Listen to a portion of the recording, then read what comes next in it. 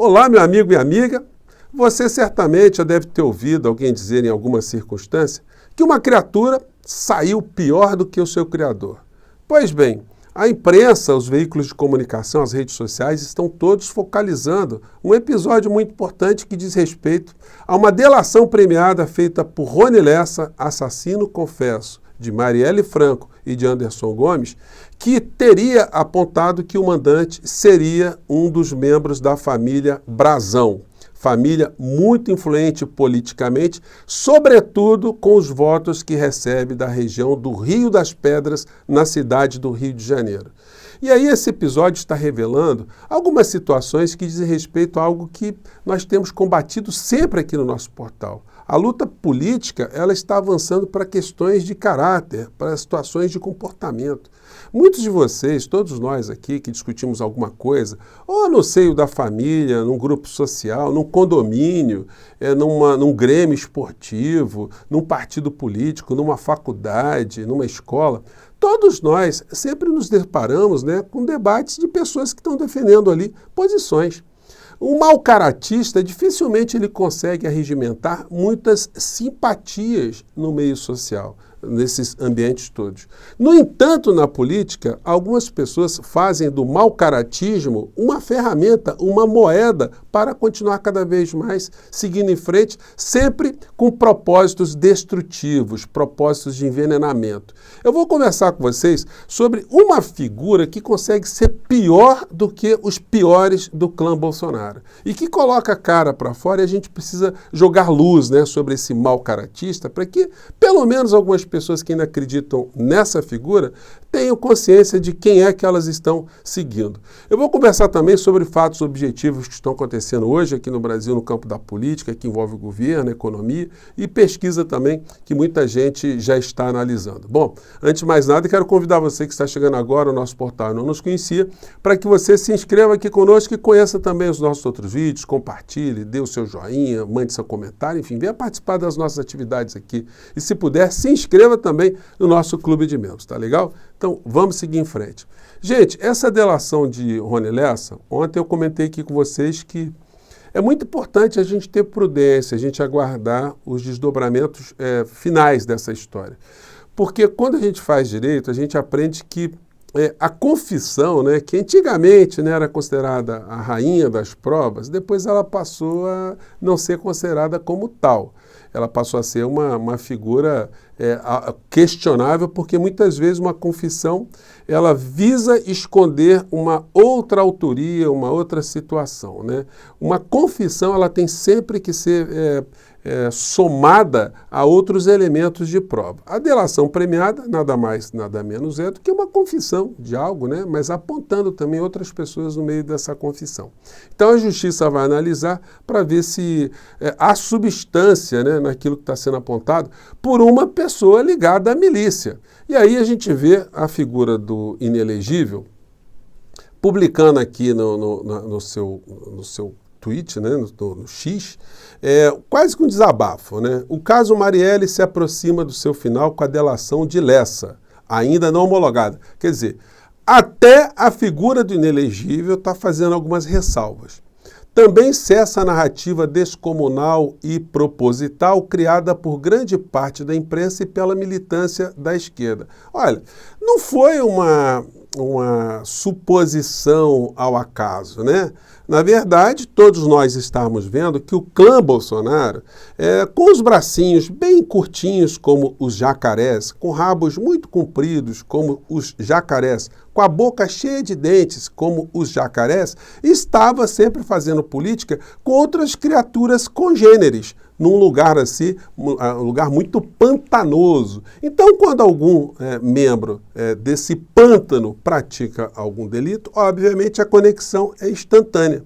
Agora, a complicação toda ficou em cima do clã, porque o clã tinha muito envolvimento com muitos personagens desse pântano todo, Então, tá fazendo um desabafo aqui, mas é o seguinte, O Dudu Bananinha não acusou a esquerda, o Bolsonaro não acusou a esquerda, o Carluxo não acusou a esquerda, o Flávio Bolsonaro não acusou a esquerda. Mas aí aparece quem? O filhote, né? O pior dos piores. É difícil a gente ver no meio desse pântano quem é o jacaré mais ruim, né? Quem é o jacaré com mais mau caráter no meio dessa história. Ele publicou: segundo delação, o mandante da morte da Marielle é o petista Domingos Brazão. Gente, isso é uma coisa completa. Olha, não dá. A gente, quando vem aqui para a internet, a gente vem conversar sobre política, sobre história, sobre economia, a gente não fica imaginando que você vai ter que se debruçar sobre o caráter de alguém que está vindo para as redes, demonstrar como ele é mau caráter, como ele é uma pessoa sem escrúpulos, né? Como uma pessoa que polui, uma pessoa que envenena o debate público aqui no nosso país e se dá bem com meio dessa história, né? Bom, e aí o petista que o senhor Nicolas está dizendo, está aqui nessa foto aqui, com Altinei Cortes, né, o líder do governo Bolsonaro, um bolsonarista líder, né, da oposição ao governo Lula, abraçado aqui com dois membros da família Brazão, um deputado estadual e um deputado federal. Um membro da família Brazão, lá atrás, muitos anos atrás, fez a campanha, porque no segundo turno ficou Dilma e Aécio, né? Então, um dos Brazões, ou da família Brazão, melhor dizendo, né, colocou adesivo de Dilma no peito, ponto.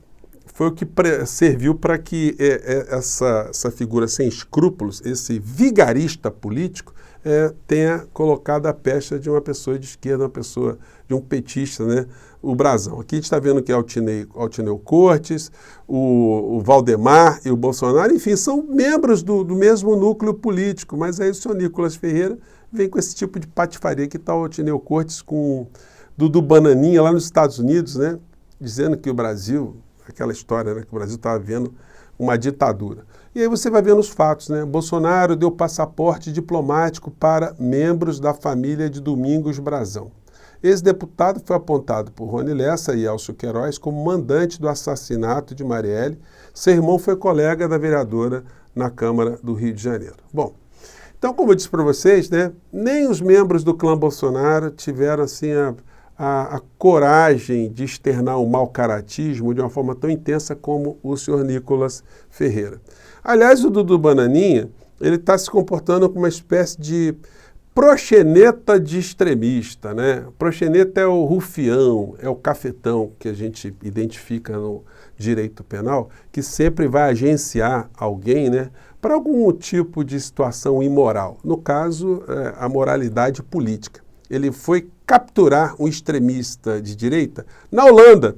E aí ele publicou: conheci o eurodeputado holandês Thierry Baudet, que presenteou a mim e o ministro Onyx Lorenzoni com seu livro A Conspiração, falando aqui da pandemia, né? Um negacionista, ou seja, depois de tudo, eles ainda continuam a fazer ataques à ciência. Então, enfim, que isso sirva de exemplo, né, para as pessoas que têm um mínimo de bom senso ainda nesse campo da direita, porque eu acho que ninguém da direita, né, tá tendo essa petulância, esse mau caratismo do senhor Nicolas Ferreira. Bom, então hoje também nós vamos ter muitas avaliações, ou algumas, né, de alguns veículos, falando dessa pesquisa da CNT. O governo Lula é ótimo ou bom para 42,7% e 27,9% acham ruim ou péssimo. Ou seja, a avaliação de Lula está sempre nessa faixa de 40, 42, 43, né? E também a rejeição também fica sempre nessa faixa, 28, 27, 29, enfim. As pesquisas são feitas de uma maneira geral. As pesquisas servem como algum indicador, mas o governo não tem que ficar se pautando em pesquisa, nem esquerda, nem nós aqui não. Nós temos que entender os fenômenos concretos que estão acontecendo. Esses proxenetas de extremistas, eles estão por todos os cantos aí, eles estão arrebanhando pessoas aqui na sociedade, aqui no nosso país. Pessoas que comungam das teses, dos pensamentos, das teorias conspiratórias, dos preconceitos, né? E continuam se aglutinando e cada vez imprimindo mais medo, mais pânico numa parcela da sociedade que precisa receber de uma forma muito intensa ações governamentais que mexam com a capacidade da pessoa de enxergar as coisas que estão acontecendo na sua frente. Mas só isso não basta. Como eu tenho sempre salientado aqui com vocês, é necessário que o governo tenha no seu líder político, o presidente da República, o principal agente de motivação de debates, de puxar as pautas de discussão para o campo que nos interessa, o campo da racionalidade, o campo de modificações que devem ser feitas na nossa sociedade, enfim. Hoje, mais cedo, o presidente da República, o presidente Lula, ele desmentiu algumas situações relacionadas a imposto de renda, que quem ganha 2 salários mínimos não vai pagar imposto de renda, que até o final do mandato dele, quem ganha até R$5.000 ficará isento de imposto de renda, mas só essas conquistas, só essas medidas não bastarão. Nós temos um fato que deve servir de referência para esse governo, que diz respeito à questão econômica do governo passado. Já mostrei para vocês essa matéria aqui. Elite do Brasil vê renda crescer até o triplo do observado entre o restante da população. Então, do comecinho do governo Bolsonaro até o final, quem era mais rico, né, quem estava no 0,01%, triplicou os seus rendimentos. E quem estava ali na parte de baixo da sociedade, teve apenas um ganho de 2%.